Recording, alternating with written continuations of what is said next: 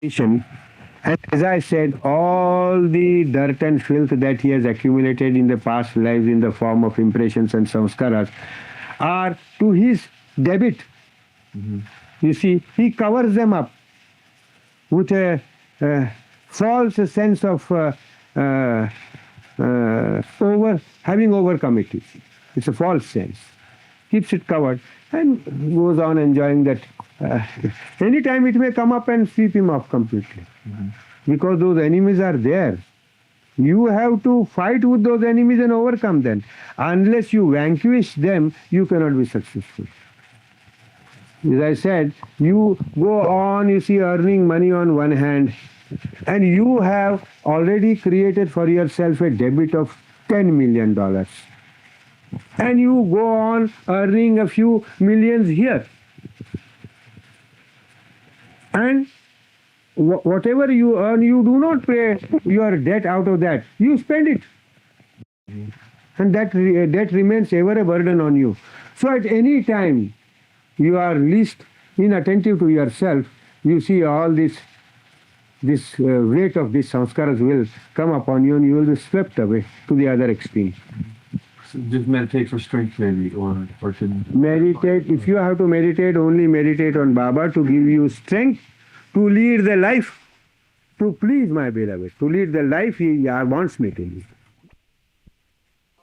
A little strength in me with all the sense of my obedience to Baba and my willingness 100% to obey him.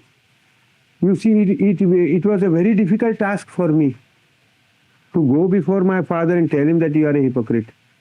Very, very difficult indeed. And yet I had to carry out the order. So I had to summon up all my courage. Not that I didn't want to do it, but I felt my strength lacking for the time being. Then I gathered it up. I went before my father and I just told him, gave the message that Baba had asked me to give, irrespective of the fact, irrespective of any anticipation as to how he would respond. And how would he respond in a nice manner? Not at all. If a son goes to a father and tells him that you are a hypocrite, damn well he would come out and give the son a kick and drive him away from the house. And the immediate reaction was similar. But my father also loved Baba. And my father was so much under the influence of my mother in respect of Baba. So, just on the spur of the moment, he said, my dear son, this is an insult you are throwing on me, and you better leave the house and go away. And I was prepared to go away. So he couldn't rest himself contented, and he just had me called back again. And that was all right.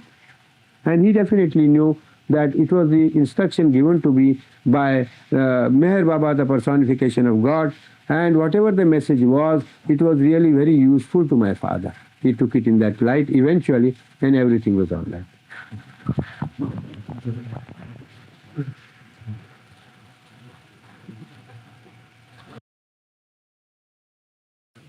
Dealt with individual disciples and lovers individually, in a different way. Because all of us are constitutionally as much different from each other in our mind as in our bodies and as in our physiognomy.